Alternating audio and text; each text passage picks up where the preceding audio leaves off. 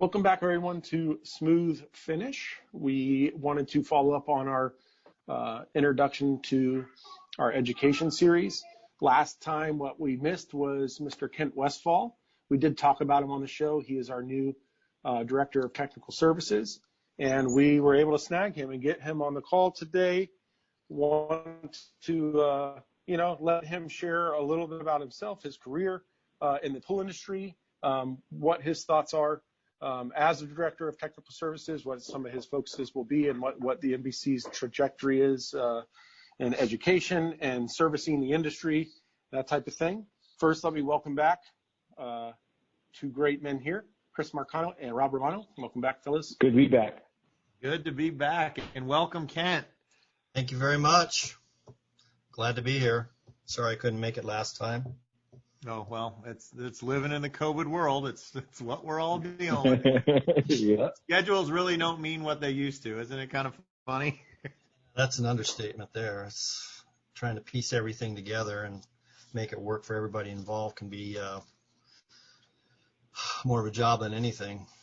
Oh, for sure. Well, speaking of that, let's just get into this right now. I mean, Kent, you've got 44 years total experience in this wonderful industry of ours.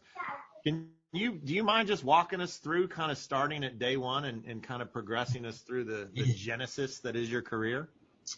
Yeah.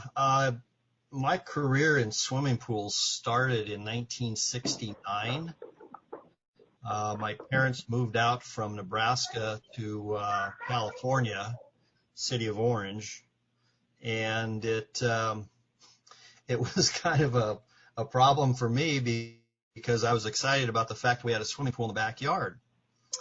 I had to take care of that pool, so it was that was my introduction to swimming pools. And then in 1974, I started working at a company, DeMar Barron, and another person that you guys know, Alan Smith, started there as well. Mm-hmm. And we were taught by some of the best people in the industry. We were taught to be very meticulous and to do things the right way, and we were held accountable for the work we did. And it was a very good start for me, I will say that much. One gentleman that I do, there's a couple of guys I remember that were very instrumental in teaching me, and Maury Howard was one of them. I think you guys have probably met Maury once or twice. He took the time to detail the pools out when we were done. It wasn't a matter of just pick up and go. We would rag the pools down, make sure all the little cat faces were taken care of. He showed us the right way to do things, and it was a good lesson to get introduced to them and doing it the right way. I mean, we learned it from the right people. And from there, I went to work for a high school buddy of mine.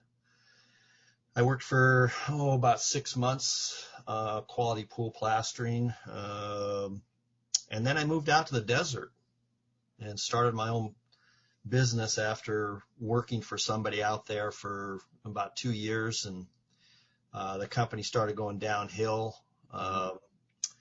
Man had some dependency issues, and I could see the ship sinking pretty fast. So I started my business, and we were very busy from the get-go. Problem was we were learning, and I say learning, about bond coats back then. And I had one that I was using, and every time I came back from working outside all day, I'd play back the messages on the answering machine, and it was all, hey, you need to come look at this pool. And we had lots and lots of delaminations. And so we had to tear them down and redo them. Mm-hmm. But I stood behind all of them. It was painful, expensive, but had to do it. And then I got involved with Pebble Tech. I started installing their product. And That was an interesting episode in my history because I changed a lot of things about the installation. We were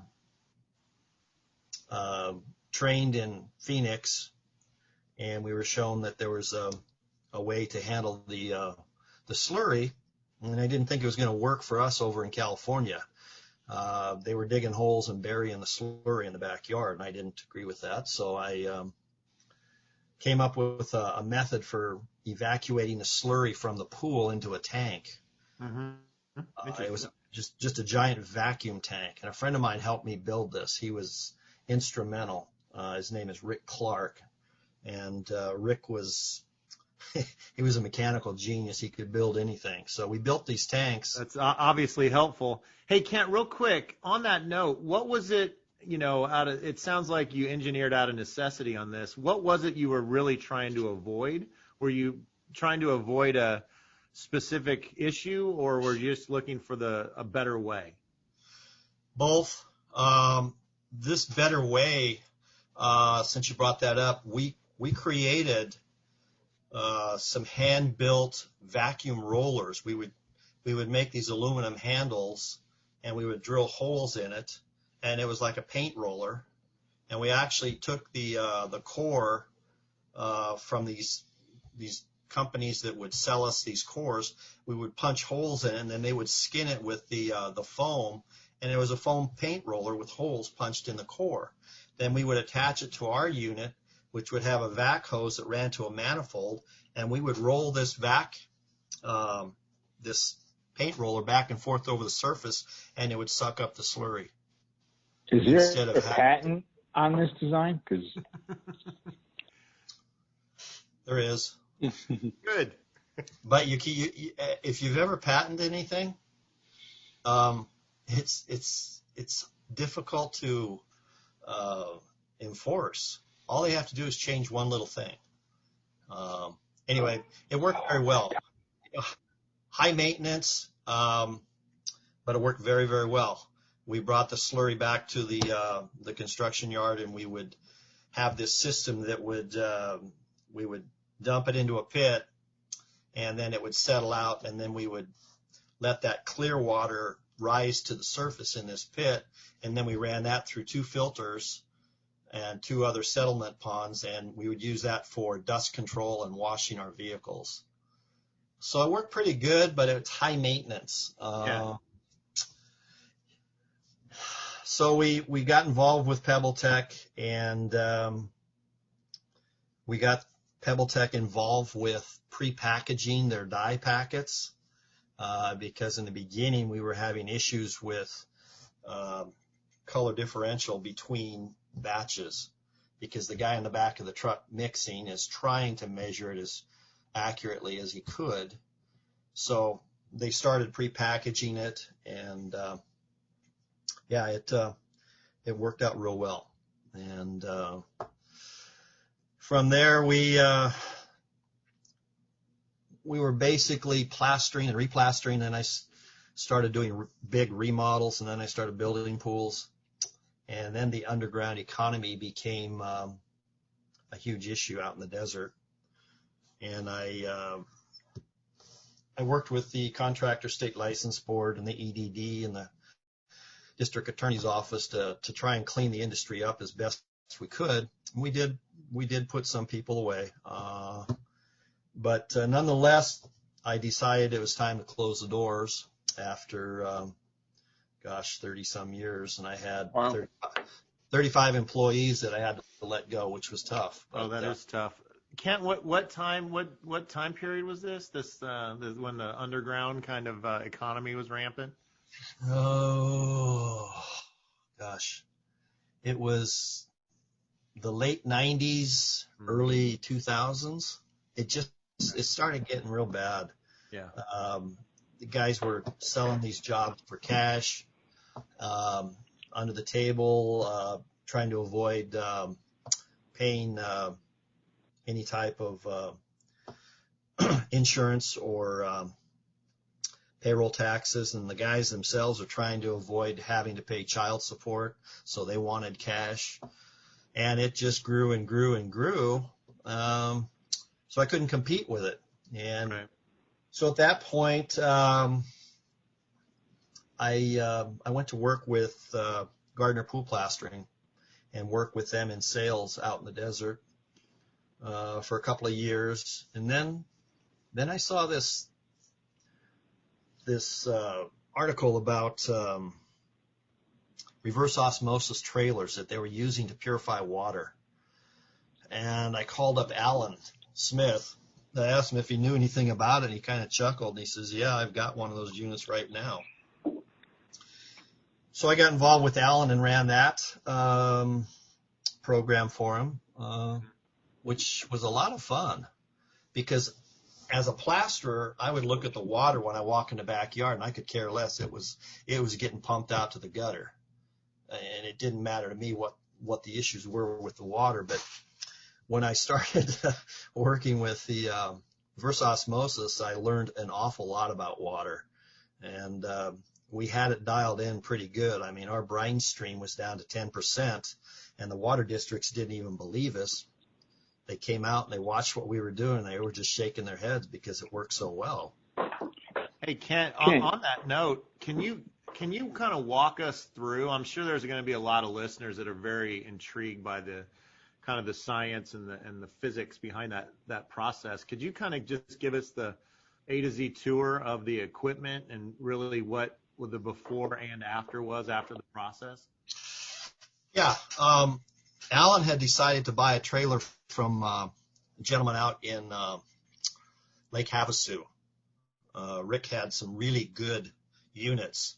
You can buy other types of units, but I think Alan made the right decision here because it worked at a higher pressure. And when you're trying to separate all the garbage in the water and separate it into a brine stream that goes out to the gutter, you have to have high pressure and you have to have a lot of membranes.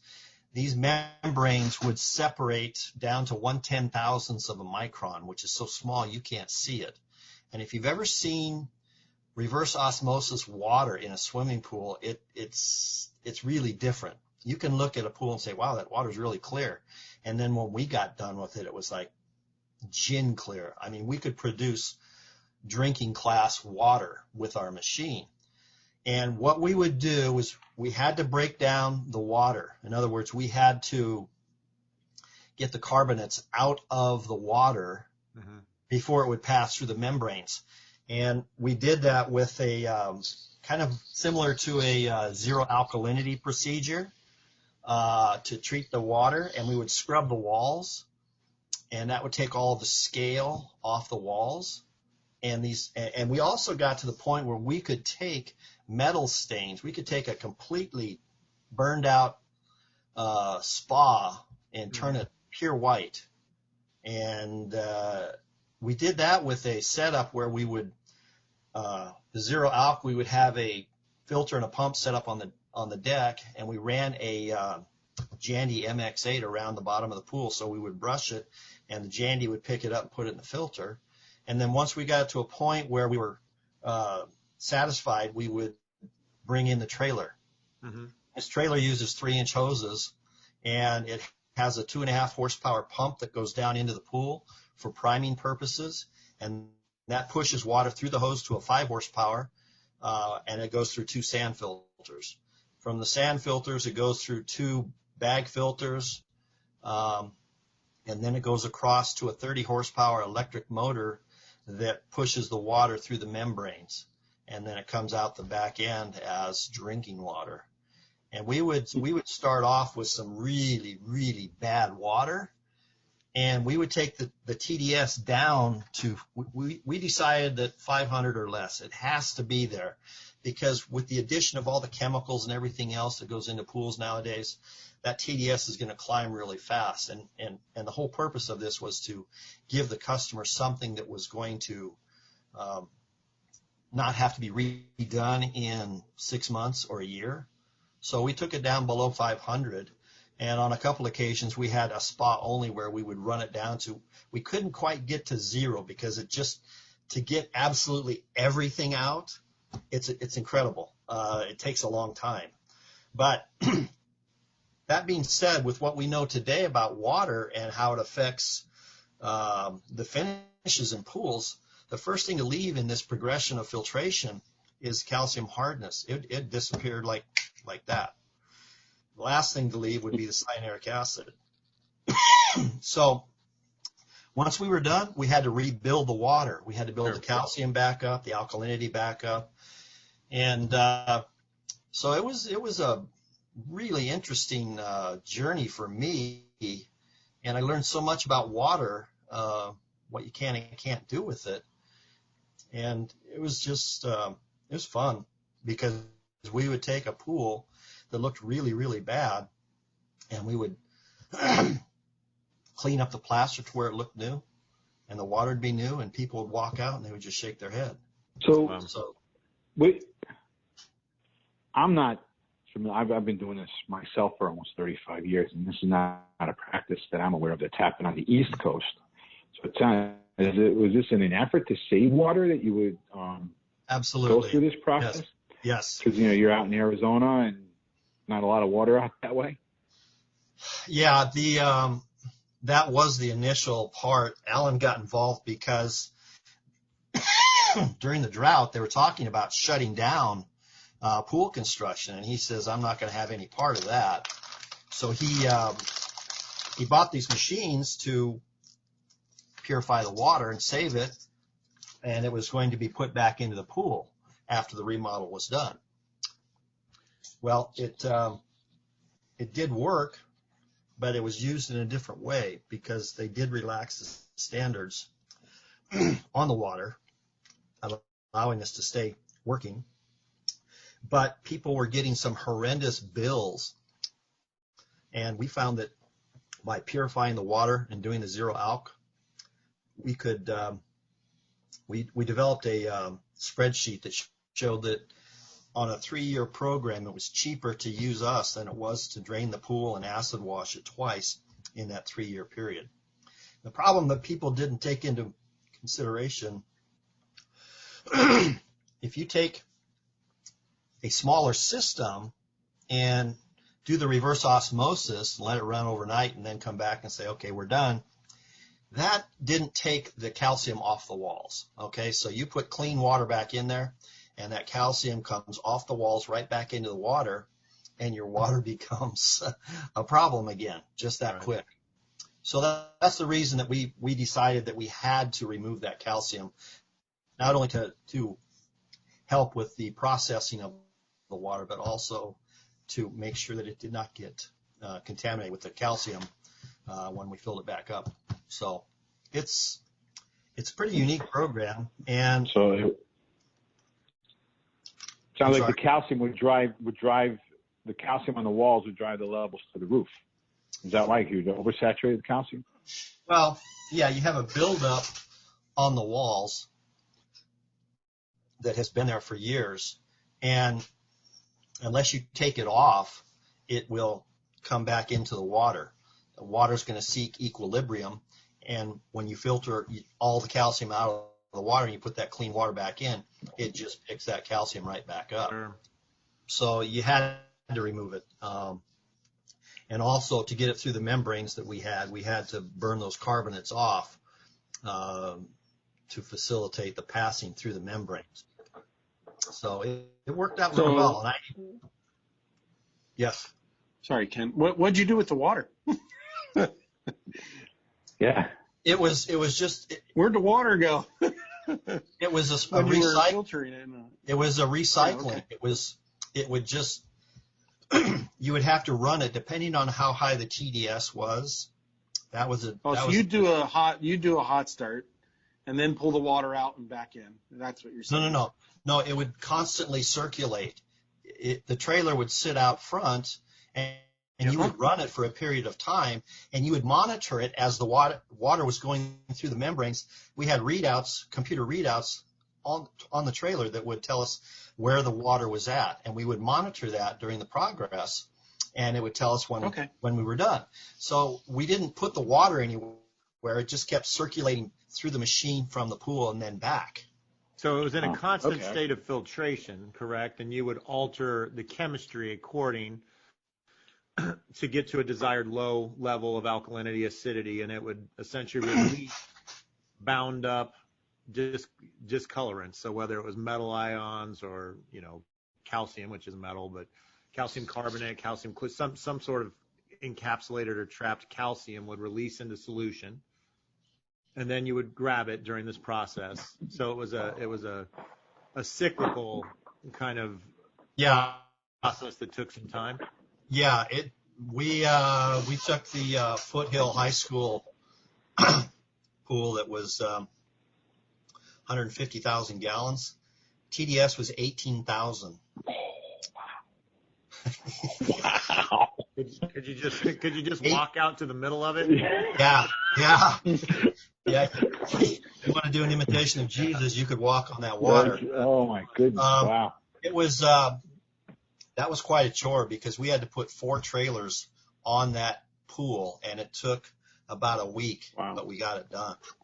That was a pool that had people in it constantly doing water polo, training for swim meets. That pool was constantly being used, and that water was pretty old, so it had accumulated pretty high level of TDS and nitrates. On the nitrates, it's kind of funny when I'd go into some of these 55 and older developments, and I'd say, you have some really high nitrates. Well, that can't be. We don't have any kids here.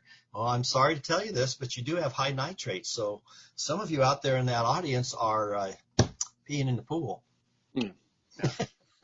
So Telltale sign. So it's that 55 and older club, boy. The long walk to the bathroom, Rob. That's it, yeah. We had a pretty funny video that Alan found that we would use to, when we're doing a presentation, it would inject a little bit of humor. And it shows this lifeguard sitting in the chair and all these people in the crowded pool. And all of a sudden he blows the whistle and he says, we're going to take a break, a bathroom break. Everybody has to get out of the pool. So everybody gets out of the pool, and they're all kind of looking around like, what's going on here? The lifeguard gets out of the chair, walks down into the pool to about waist level water, relieves himself, and has this funny look on his face, and then he gets back up into the chair and says, okay, you can get back into the pool now. And everybody's looking at each other like, oh, come on now. I have actually seen that, and it is. Have you seen that? It's worth a look up. I believe it's hilarious.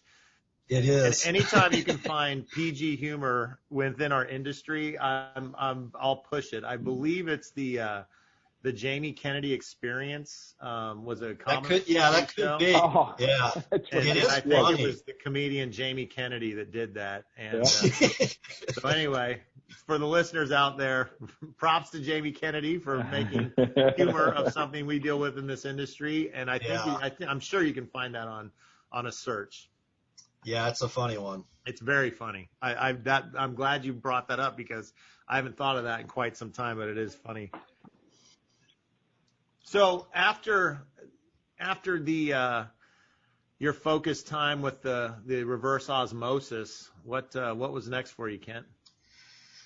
Well, the reverse osmosis, Alan was ahead of his time with that program because once the droughts supposedly ended, in most people's minds here in California, they say, okay, well, we got plenty of water again.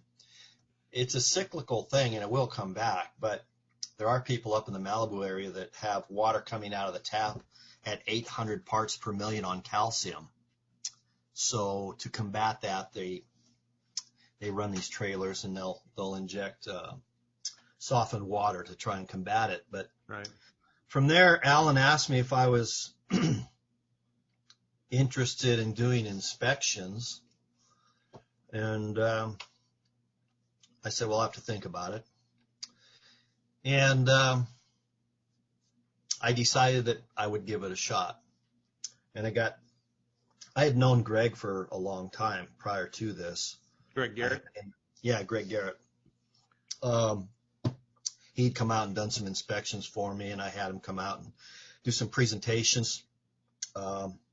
to some of the service guys on my behalf, and we became pretty good friends. Greg says, well, if you're going to do inspections, you got to fly back to the NESPA show. It was like I was talking to him about it in December, and I had to be there in January, so I flew back there, and I'm sure you were thrilled too, because going to Atlantic City in late January is on every Californian's list of things to do, even though it is for the NESPA show, which is not just a show, it's an experience. It is. That's right. I was amazed at the size of that show and the number of people. So I went back there and took the class, and Greg made sure everybody knew I flew all the way from Palm Springs, California to attend his class. And, well, I started following Greg around more and more. I started showing up when he was teaching classes, and I started working with him. And he slowly brought me into where I was teaching parts of the class. So I would get over my jitters of standing in front of people. Yeah. So then came the first class that I was going to teach on my own. And guess where it was? It was at the NESPA show. So I fly back to the NESPA show. Yep, there it is, the experience. And there's 50 people sitting out there in front of me, and I've spoken at different venues with HOA management type things with a lot of people, but when you're trying to assist 50 people to pass a class, it was a little unnerving at first, seeing that many people, but once you start talking and they start asking questions, it just kind of flows. And I really enjoyed it once I got through it and done, and it was like, wow, that was a good experience. And I think that what the NPC is doing right now in trying to educate, I can't tell you how much I believe in that, because as I said earlier, I got taught by some people that were the best, and I learned all the tricks. Well, in the progression from back then till now, we haven't had a good training program for plastering people or for startups or for service people. And if we don't take this bull by the horns and start teaching people what we know, then we're going to suffer. Yeah. The industry is going to suffer. And so I'm excited to be involved with the education process, because I've learned an awful lot, and I don't mind passing it on. No, and it's funny you mentioned that, Kent, because on the last discussion we had, we really drilled into that, and we looked and discussed in detail the need for education in this industry as a whole. I mean, it doesn't matter if it's construction, service, maintenance, retail. There's a void there, but specifically when it comes to applying finishes, it's almost as if we're in danger, and it's being identified and hopefully rectified, but we're almost in danger of losing the art of it, and the science of it. And it's become almost commodity over the years, and I think that we're getting back to teaching the craft, and the real artistry of it. So this is outstanding to hear, what you're saying right now, especially being the new technical director at the NPC. I think you guys interviewed a gentleman back there that is actually going to grade schools and talking to kids. Yep. Oh, yeah. And about swimming pools. Jeremy Hasbrook. Yep. Yeah. Mm-hmm. I mean, that's perfect, because these kids are being told that, you got to go to college. And that's okay if they want to go, but some people want to work with their hands. Some people, everybody's different. And I think kids have to know that it's okay to work in a trade, because you can make some good money and be proud of what you do. When when my guys used to finish a pool, and I'd walk in the backyard and I'd look at it, I'd go, wow, this looks great. And it gives you a feeling of pride. And when you show these kids that, you know, that you can do this and you can be so proud of it, it instills a good feeling and they get excited about it. And I think starting at that level is huge. So Yeah. tell Jeremy, man, my hat's off to him. That's a great thing to be doing. Yeah. Yeah, It really is a neat thing. I think we were all in awe of that. Ken, speaking of, you know, just trying to kind of get to some technical tribal data or just some tribal knowledge that you can hand off. What if you're talking to an applicator that's newer to the game? What's some kind of sagely advice that you can give them, or what are some common issues that you see people too often fall prey to? Not to put you on the spot, but welcome to the spot. Okay.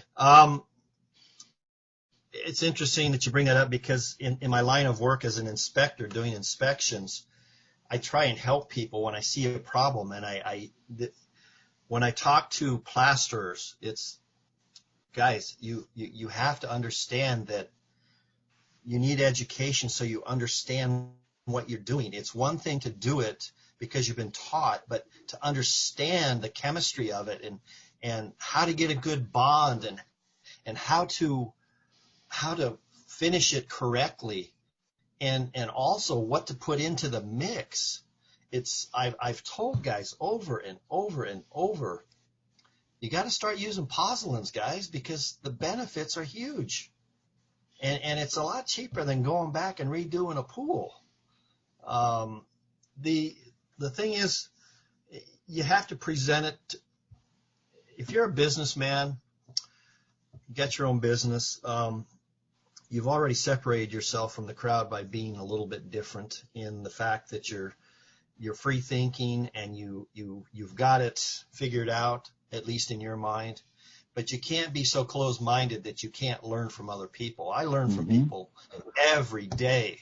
I mean, I've been at this for 47 years, and I'm still learning, only because I want to. So you have to get these people to want to learn. They tell me, oh, the pozzolans are too expensive. Have you priced it? No. Well, how do you know?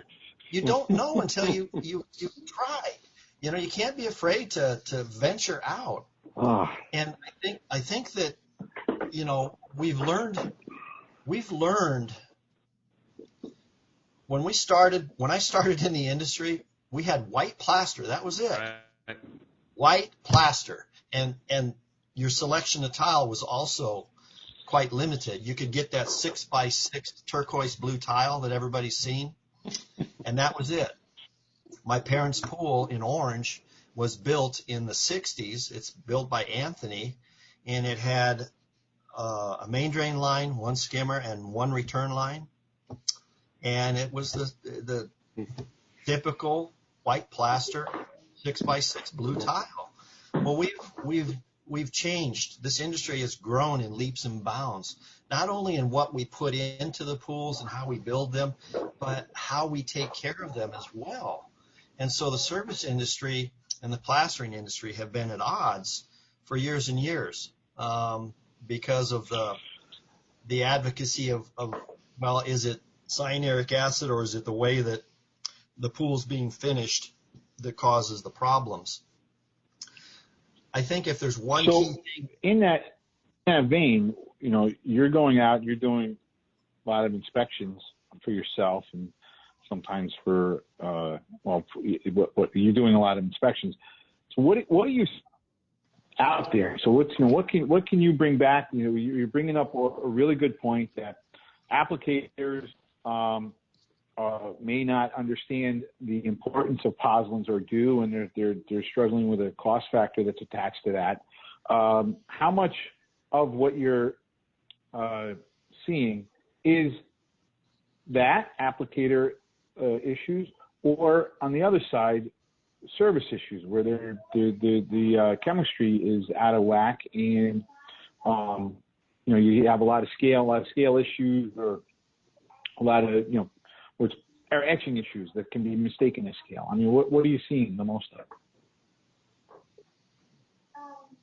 I will say this, that when I started doing the inspections years ago, it was mainly water issues.